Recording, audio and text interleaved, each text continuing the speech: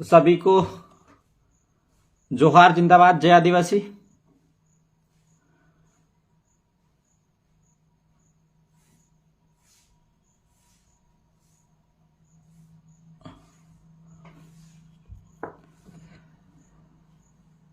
शायद फेसबुक में बार बार रिस्ट्रिक्ट करने के कारण शायद कुछ ज्यादा साथी कुछ समय से शायद मेरे फेसबुक में नहीं जुड़ पा रहे हैं, लेकिन जितने भी जुड़े हैं उनको सभी को मेरा क्रांतिकारी जोहार, जिंदाबाद, जय आदिवासी। आज आदिवासियों के महानायक क्रांतिकारी भगवान रेंगा कोरको जी का भी जन्मदिन है। पहले उनके चरणों को हम सेवा जोहार करते हैं, इसके बाद में हम लोग हमारी बातें को आगे बढ़ाएंगे। भगवान टांटिया भील के सहयोगी रहे भगवान रेंगा कोरको को आज जन्म दिवस है, और उनके जन्म दिवस पर मैं हम लोग सभी जितने भी हमारे साथी हैं उन सभी को भगवान रेंगा कोरको के चरणों में हम लोग सेवा जोहार करते हैं, नतमस्तक होकर उनको नमन करते हैं। आज एक बड़े ही विषय को लेकर मैं फेसबुक लाइव आया हूं, और आप सभी लोगों ने देखा होगा कि मणिपुर के अंदर किस प्रकार की देश का सबसे बड़ा मुद्दा मणिपुर घटना, वहां पे वहां के आदिवासियों के साथ क्या हो रहा है आप सब लोग बेहतर तरीके से जानते हो। मैं किसी ज्यादा वाले मामले पे नहीं जाऊंगा, लेकिन आजादी के 75 अमृतसर महोत्सव हम लोग बना रहे हैं। वहीं दूसरी ओर आदिवासियों के साथ क्या हो रहा है आपके सामने बताने की आवश्यकता नहीं है। देश आजाद हो गया, लेकिन आदिवासियों के साथ कितना दुर्व्यवहार किया जा रहा है हमारे ही भारत के अंदर, जो यहां के मूल निवासी आदिवासी है उनके साथ क्या किया जा रहा है आप सब लोग बेहतर तरीके से जानते हैं। मणिपुर की घटना, मैं मणिपुर की घटना में शुरू से जाना चाहता हूं। आखिर वहां पे जो विवाद की स्थिति बनी वो किस प्रकार से बनी उसको समझने की आवश्यकता है, क्योंकि वो नौबत मध्य प्रदेश के अंदर भी आ सकती है, छत्तीसगढ़ के अंदर भी आ सकती है, महाराष्ट्र के अंदर भी आ सकती है, गुजरात के अंदर भी आ सकती है। इसलिए उसको समझना बहुत जरूरी है। ये सिर्फ मणिपुर के लिए ही नहीं, ये मध्य प्रदेश में भी इसका प्रभाव पड़ सकता है, क्योंकि यहां पे भी वही मांग उठ रही है जिस मांग की वजह से वहां पे मणिपुर के अंदर आज जातीय हिंसा हो रही है।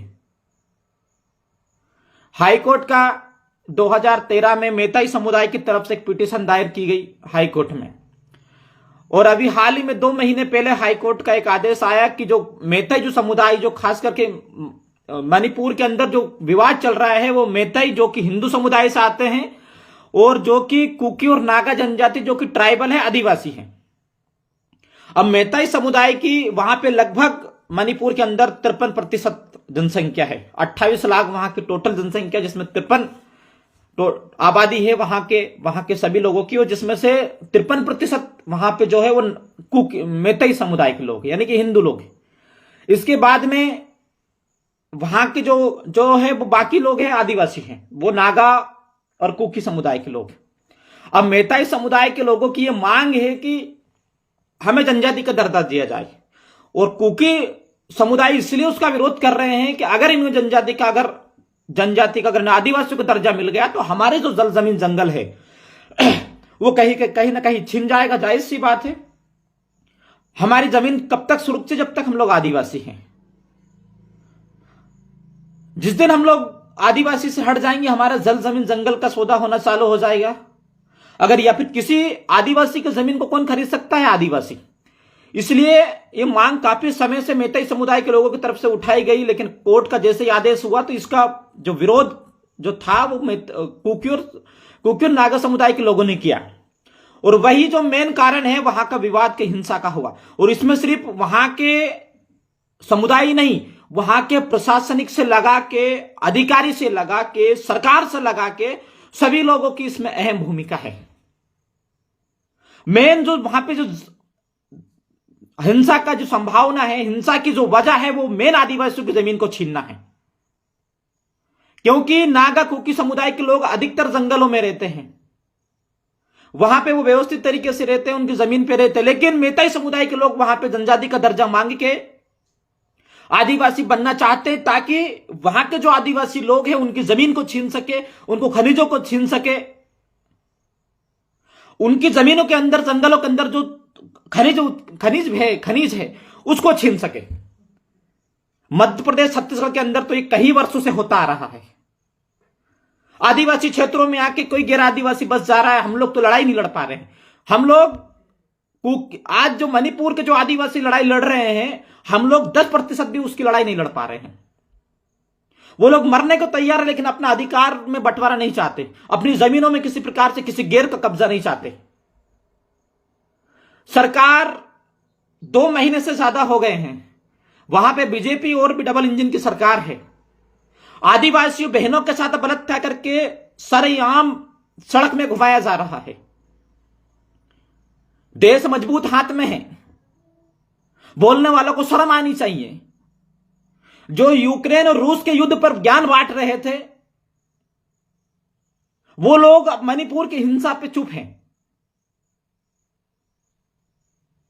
आप क्या कल्पना करेंगे, कैसे हमारा क्या होगा, हमें पता भी नहीं है। आज मणिपुर के अंदर हो रहा है, कल छत्तीसगढ़ के अंदर भी यही हो रहा है। वहां पर भी आदिवासियों के बगैर परमिशन से वहां पे उनकी जमीनें छीन रहे हैं। मध्य प्रदेश के अंदर भी यही हो रहा है।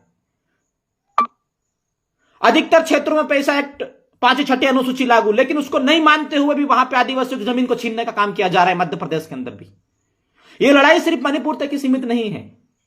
मणिपुर तक क्यों सीमित, मणिपुर का मामला क्यों उठा कि वो लोग वहां पे संघर्ष कर रहे हैं अपनी जमीनों को बचाने के लिए, लेकिन मध्य प्रदेश के अंदर तो हम लोग घी ओढ़ के सो रहे हैं, आराम से जी रहे हैं। इसलिए शायद ये मामला नहीं उठ पा रहा है यहां पे। लेकिन सेम मांगे हमारी, और वहां पे जो लोग हैं, वहां जिस प्रकार से मेटे समुदाय की मांगे हैं, वही उसी प्रकार से मध्य प्रदेश के जो लोग हैं, गैर आदिवासी है, उसी प्रकार से इनकी भी मांगे हैं। सामान्य कानून लाने की बात कर रहे हैं। सामान्य कानून में क्या होगा? यूसीसी, समान नागरिकता कानून है, उसमें भी यही होगा। अगर समान सभी के लिए कानून अगर लागू होगा तो आदिवासी की जमीन कोई भी खरीद सकेगा। हमारे पास जो जमीनें बची हैं वो इसलिए बची कि हम आदिवासी हो, कोई गैर आदिवासी मेरी जमीन नहीं खरीद सकता। आदिवासी क्षेत्रों में कोई गैर आदिवासी नहीं घुस सकता। लेकिन अगर ये हो गया तो कहीं ना कहीं हमारी जो जमीनें बची है ये भी छिन जाएगी, वो भी छिन जाएगी। हम लोग हाथ पे आराम से जी रहे हैं, खा रहे हैं, पी रहे हैं, मस्त हैं। असल में हमारे अधिकारों पे डाका डाल के हमारी जमीनों पे निगाह किसकी है हमें पता भी नहीं है। आप कल्पना करिए,